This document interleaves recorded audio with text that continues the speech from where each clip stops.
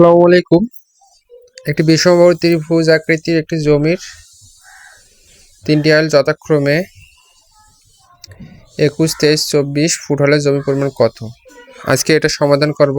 এখানে দেওয়া আছে একটি আইল 21, একটি আইল 40 এবং একটি আইল 23 ফুট।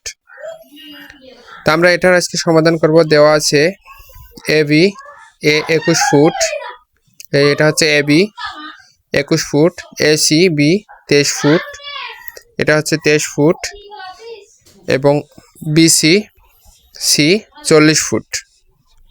তাহলে আমাদের এই বিষমবাহু ত্রিভুজটি কত বিঘা আমাদের এটা বের করতে হবে। তো আমরা যেহেতু পেলাম এ বি সি 21, 23, 40, তাহলে ক্ষেত্রফল এবিসি কত বিঘা। অর্ধ পরিসীমার সূত্র আমরা সবাই জানি, এস সমান এ প্লাস বি প্লাস সি ভাগ 2।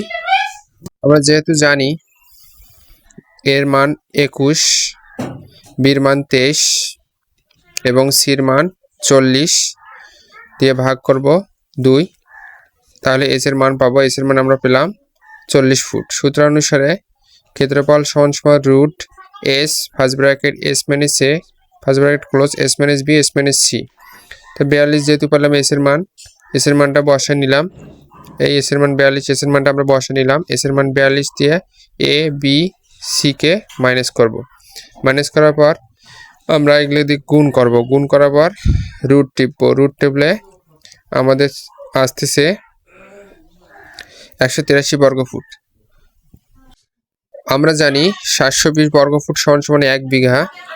অতএব 1 বর্গফুট সমান সমান 1 দিয়ে 720কে ভাগ, আবার 183 বর্গফুট সমান সমান 720 দিয়ে 183কে ভাগ। তাহলে আমরা পেলাম কত?